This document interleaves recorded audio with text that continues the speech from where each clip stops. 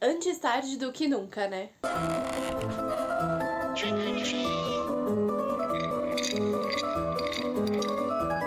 Oi, morceguinhos, eu sou a Lili, sejam bem-vindos a mais um vídeo do meu canal.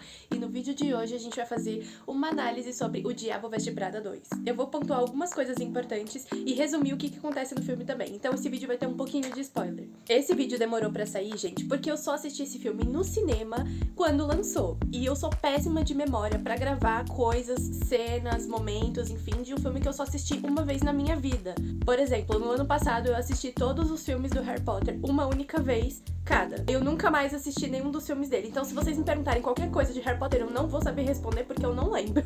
É aquilo, né? Pra gravar na nossa memória a gente tem que assistir várias vezes o filme. Então nessa análise eu vou pontuar as coisas mais importantes que eu me lembro pra poder falar. Eu vou tentar resumir o que acontece no filme. Primeira coisa pra pontuar aqui são os looks. Vamos começar falando da diferença da moda dos anos 2000 pra moda atual. Eu senti que os looks dos anos 2000 no filme eram considerados mais chiques, mais minimalistas as cores, mais preto, mais cinza.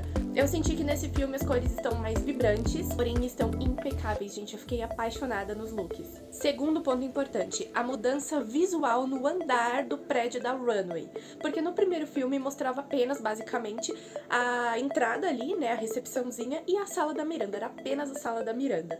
Nesse segundo filme mostra que a Runway mudou o visual estético dentro daquele andar. O segundo filme mostra o andar inteiro, basicamente, com todos os departamentos, as pessoas importantes. Mostra uma empresa mesmo, que pra mim mostra que tá tendo mais igualdade dentro da empresa. E visualmente eu achei essa Runway mais bonita, mais moderna. Agora, gente, a sala da Miranda, eu confesso pra vocês que eu prefiro a do primeiro filme. É a mesma sala, mas não sei, gente, pra mim o tamanho mudou. A sala dela tá menor, eu gostava da sala do primeiro filme. Terceiro ponto, a Miranda, gente. Vamos falar de look, atitude e voz. Sim, vamos falar da voz dela. Porque a dublagem, gente, da Miranda nesse segundo filme, ela tá mais envelhecida. Bem, porque passaram 20 anos e a Miranda também envelheceu. Então, ok, a voz dela estar envelhecida de uma senhora idosa.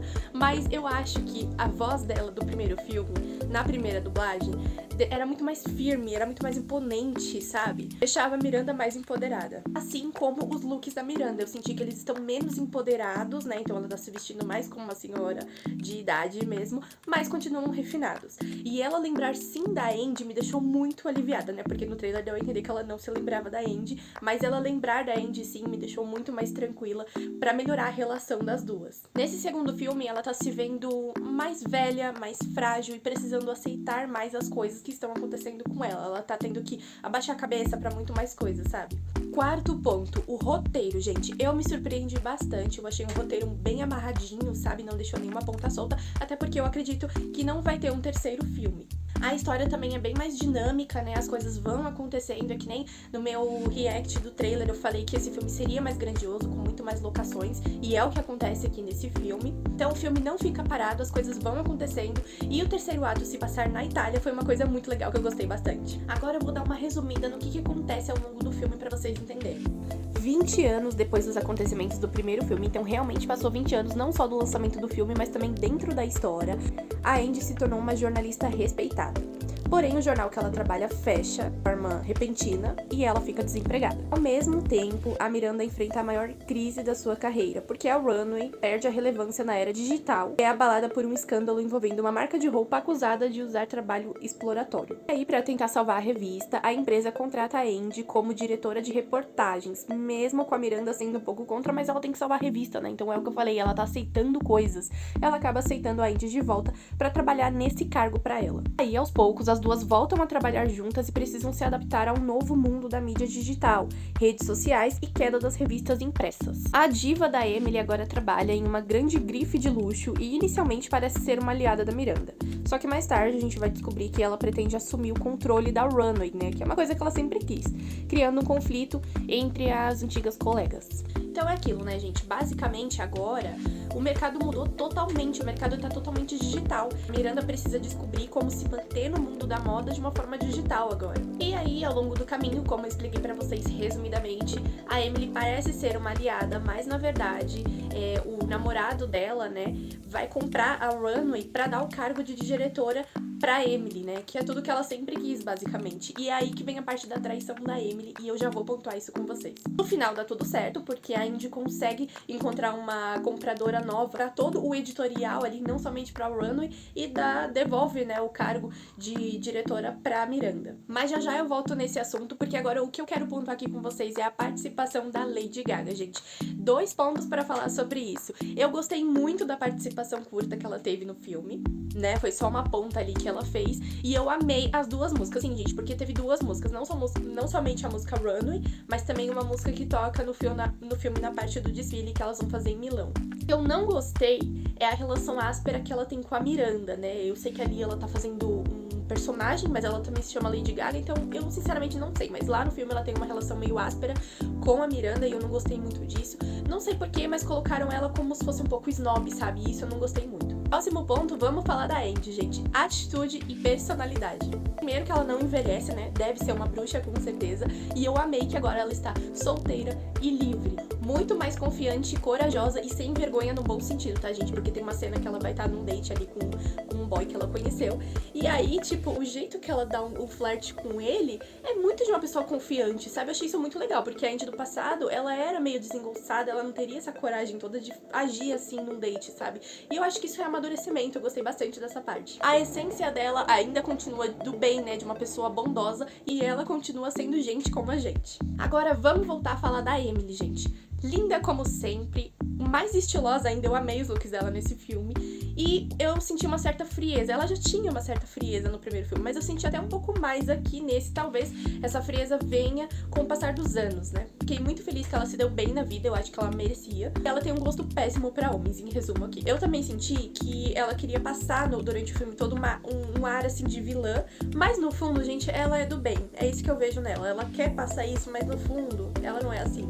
O que leva a gente pro nosso próximo ponto, que é sobre a traição dela, gente. O que eu achei da traição dela? Pouco compreensível. Por que pouco compreensível? Porque dá pra entender um pouco, sabe? Eu acho que quando ela tava na Runway, a Miranda viu o potencial dela, só que ficou com medo dela pegar o lugar dela algum dia, e aí meio que despachou ela, entendeu? Então por isso que eu achei pouco compreensível. Não é legal a gente trair as pessoas, né, Emily? Mas eu consegui entender o porquê que ela fez isso, sabe? Aí acho que com aquele final do filme, né, dela do restaurante conversando com a Andy, a gente até consegue passar um paninho pra ela. Próximo ponto é o Nigel. Leal e divo, ótimo ator, e eu acho ele muito racional também, muito pé no chão, sabe? Então, ao mesmo tempo, eu acho que ele é uma ótima pessoa, que apesar de tudo que acontece, ele tá sempre esperando o melhor, fazendo o que ele ama. E aquele final pra ele, gente, foi mais que merecido, tá? Porque ele nunca teve uma oportunidade de verdade. Eu acho que a Miranda enxergava o talento que ele tinha e até reconhecia, só que nas palavras, ela não fazia nada de ação com isso, sabe? Tem até uma cena no primeiro filme que eles estão numa reunião e tudo que as pessoas em volta dela tá falando, ela tá, não. E aí, quando o Nigel fala alguma coisa, ela fala muito bem, alguém veio trabalhar aqui hoje, então, tipo assim, ela reconheceu, só que ela não fez nada com isso, sabe? Não teve uma atitude sobre isso. E nesse filme, ela finalmente tem um empurrãozinho da Andy, né?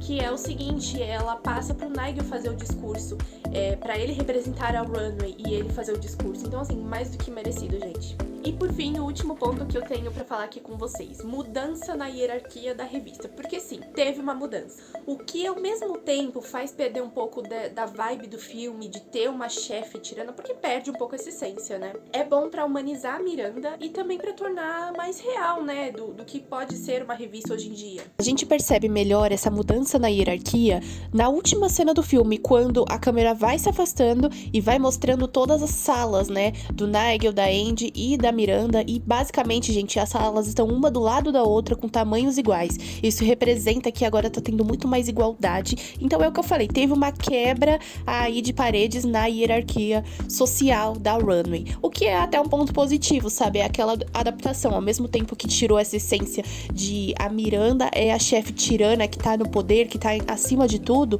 deu uma igualdade pros funcionários da Runway. Então essa adaptação foi muito boa até. Eu gostei que essa hierarquia mudou e que sim, ela continua sendo a chefe, mas respeita mais as pessoas e vê que todos os departamentos ali são importantes pra revista ser um sucesso, que é o que realmente importa, né? Mas eu senti um pouco de falta daquela Miranda empoderada e única que a gente conhece, porque parece que nesse filme ela e o filme, né, focaram tanto em salvar a revista que parece que tirou um pouco essa essência dela de fodona. Tanto que não é nem ela que chega no final do filme e aparece com a solução resolução final, né? Mas tudo bem, gente. Porque eu amei o filme de qualquer forma. Eu acho que é assim que faz uma continuação bem feita. É muito diferente do primeiro, eu não sei dizer qual que é melhor e qual que é pior, tá? Porque eu achei que o primeiro tem coisas únicas, né? Porque o primeiro é um clássico do cinema, mas eu também achei que esse tem uma identificação própria, sabe? Tem uma identidade no filme. Vocês assistiram O Diabo Veste Prada 2? Me contem aqui nos comentários. Me conta se vocês gostaram, o que vocês acharam. Façam uma mini análise aqui nos comentários pra eu ver o que vocês acharam também. Se você gostou desse vídeo, já deixa o like e se inscreve no canal pra não perder os próximos conteúdos. Gente, eu já vou adiantando aqui pra vocês que os próximos conteúdos, eles estão bem mesclados. Vai ter coisinha de terror, de American Horror Story, vai ter conteúdo de férias com ex, vai ter um pouquinho de Disney e também eu vou trazer análise de off-campus. Então tá uma salada aqui esse canal. Vejo vocês no próximo vídeo. Um beijo.